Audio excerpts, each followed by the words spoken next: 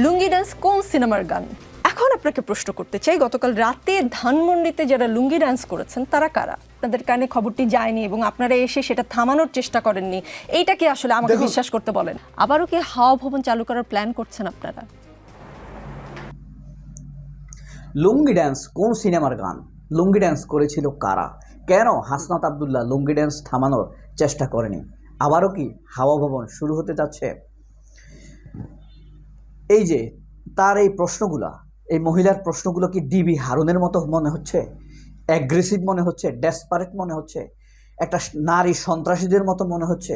অথবা ছাত্রলীগ নেত্রী আতিকার মতো মনে হচ্ছে, ওই যাদেরকে বেঁধে পিটিয়েছিল ওয়ালের সাথে অথবা কানে ধরিয়েছিল? এই মহিলার প্রশ্নগুলো কি তাদের মতো মনে হচ্ছে? ডিবি হারুন টাইপের আগ্রাসী মনে হচ্ছে? হ্যাঁ, আরেকটি ছোট্ট ক্লিপ দেখে আমরা আমাদের পরের আলোচনায় যাব। আয়না ঘর থেকে আমরা অনেককে বেরোতে দেখছি। আপনাদের সময় একটা হাওয়া ভবন ছিল, মনে আছে নিশ্চয়ই আপনার। আবারও কি হাওয়া ভবন চালু করার প্ল্যান করছেন আপনারা? দেখেছেন এখানে কি বলা হচ্ছে যে তারা হাওয়া ভবনের কথা শুনছে, বিএনপির তারা আয়নাঘরের কথা শুনেছে, আয়নাঘর থেকে অনেক মানুষ বেরিয়ে আসছে। বিএনপির সময় একটি হাওয়া ভবন ছিল, সেটি কি আবার চালু করতে যাচ্ছেন? প্রশ্নটি কি বেয়াদবের মতো মনে হচ্ছে? আয়নাঘর, সে কি স্টুপিড না গাধা? সে কি জানে না সে স্বল্প জ্ঞান নিয়ে কিভাবে সাংবাদিক হয়? যমুনা টিভির কর্তৃপক্ষের কাছে অনুরোধ করছি, এই ধরনের অপদার্থ সাংবাদিককে লালন পালন না করা হোক। এরা মানুষের কৃষ্টি কালচার সম্মান বোঝে না, সম্মান না বুঝেই প্রশ্ন করে। আয়নাঘর হলো একটি সরকারের ফ্যাসিবাদের সৃষ্টি করা অত্যাচারের সেলঘর, অত্যাচারের গোপন ঘর আয়নাঘর। সেখানে ব্রিগেডিয়ার জেনারেল থেকে শুরু করে ব্যারিস্টার, শত শত বন্ধু ছিল, অভিনেতা অভিনেত্রীও বন্ধু ছিল, নওশাবা বন্ধু ছিল, ব্রিগেডিয়ার আমান আজমির বন্ধু ছিল, ব্যারিস্টার একজন ব্যারিস্টার বন্ধু ছিলেন।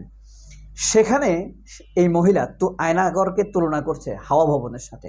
হাওয়া ভবন হলো একটি রাজনৈতিক অফিস। সেখানে কাকে মারা হয়েছে, কাকে হত্যা করা হয়েছে, অবশ্যই এই মহিলাকে নিটোল না নিকোল, ফ্যাসিবাদের দুধ কলা খাওয়া এই মহিলা সুবিধাভোগী। সে প্রশ্ন করছে হাওয়া ভবনের সাথে আয়নাঘরকে তুলনা করছে। সে অপরাধ করেছে, সে বেয়াদবি করেছে, তাকে এটার জবাব দিতেই হবে, এটার শাস্তিও ভোগ করতে হবে। কারণ এক, সে অজ্ঞতার পরিচয় দিয়েছে, দুই, একটি রাজনৈতিক অফিসকে একটি টর্চার সেলের সাথে সে তুলনা করেছে। হাওয়া ভবনের বিরুদ্ধে তাকে অবশ্যই প্রমাণ দিতে হবে হাওয়া ভবনে কি কি অপরাধ ছিল, সেগুলো যদি সে প্রমাণ করতে না পারে তার বিরুদ্ধে মামলাও করা হতে পারে। আচ্ছা, যাই হোক, এই মহিলা দেখুন হাসনাত আব্দুল্লাহকে কিভাবে আগ্রাসী স্টাইলে প্রশ্ন করছে, এইটি শুনুন তো। সংবাদকর্মী ছিলেন সেখানে 2-3 ঘন্টা বা তারও বেশি সময় ধরে চলে। এতক্ষণ পর্যন্ত আপনাদের কানে খবরটি যায়নি এবং আপনারা এসে সেটা থামানোর চেষ্টা করেননি, এটা কি আসলে আমাকে বিশ্বাস করতে বলেন? হাসনাত আব্দুল্লাহ কেন থামানোর চেষ্টা করেনি, সেখানে কারা গিয়েছে, এভাবে প্রশ্ন করছে।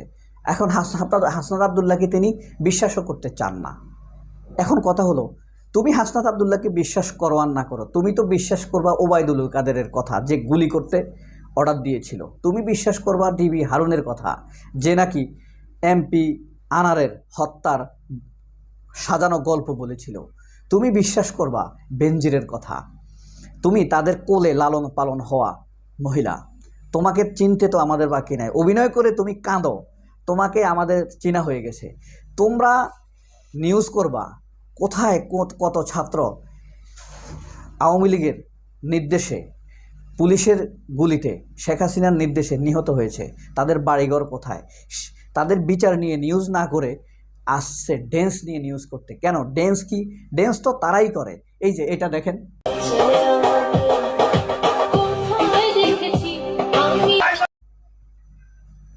এটা কি শোক দিবসের ড্যান্স না? এই যে এটা দেখেন,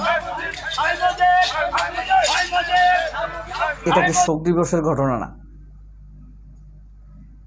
এই যে এটা দেখেন, দেখুন আমার পূজা দেওয়া হচ্ছে, এগুলা নিয়ে এই নিটল টাটা কোনোদিন মহিলা সাংবাদিক নামধারী কোনোদিন কোনো কথা বলেছে? হাসনাত আবদুল্লাহকে। আবার তিনি বলছেন, দেখেন তিনি জানেন, তিনি বর্ণনা দিচ্ছেন কেন, এটা কোন সিনেমার গান, কি তিনি বলতে কত জ্ঞানী শুনেন। এই গানটিতে কণ্ঠ দিয়েছেন হানি সিং নামে একজন গায়ক, এবং এই গানটি রজনীকান্তকে ট্রিবিউট করে এই গানটি করা, মানে তারা তাদের সিনিয়র অভিনেতাদেরও এতটাই সম্মান দেন যে এই রকম একটা বড় সিনেমায় শুধুমাত্র তাকে ট্রিবিউট করে একটি গান করা কি হয়েছে। উদ্দেশ্যে গাওয়া হয়েছে উনি এটা সব বলতেছেন, তো মানুষ ভাববে কি জ্ঞানী এই মহিলা। হ্যাঁ, বাসায় যা নাকি যে এগুলা পোশাক পরে না ঠিক মতো। তো এই যে দেখেন সে যে এই কথাটা বলছে, এখন তারপরে কি প্রশ্ন করছে দেখেন। তবে কাদের সিদ্দিকী কেন ফুল দিতে পারলো না, রোকেয়া প্রাচী কেন ফুল দিতে পারলো না? গতকাল রাতে ধানমন্ডি 32 আশেপাশে শুনেননি? রোকেয়া প্রাচী কেন ফুল দিতে পারলো না?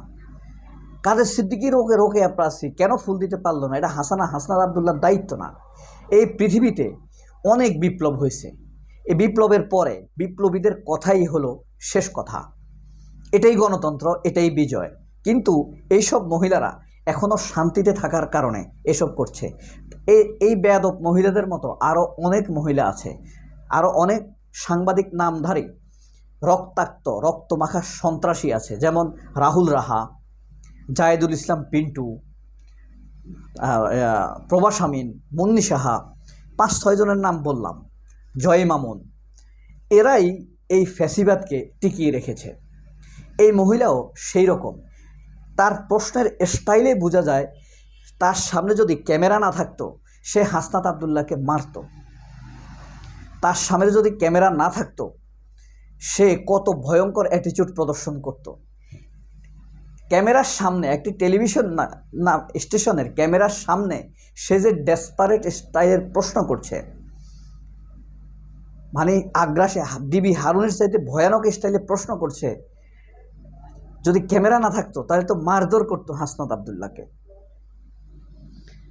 হাসনাত আবদুল্লাহকে আমি চিন্তা করতেছি, ধরেন এইসব মহিলারা মুন্নি সাহা, জয় মামুন, জিল্লুর রহমান, তৃতীয় মাত্রার, এখন ভালো সাজতেছে কিন্তু জিল্লুর রহমান, তা এরা রাহুল রাহা, এদের অনুষ্ঠানে বিএনপি নেতাদেরকে ইনভাইট করে অনুষ্ঠান শেষ হলে পুলিশে ধরিয়ে দেয়, কখনো কখনো অনুষ্ঠান শুরু হওয়ার আগেই পুলিশে ধরিয়ে দেয়।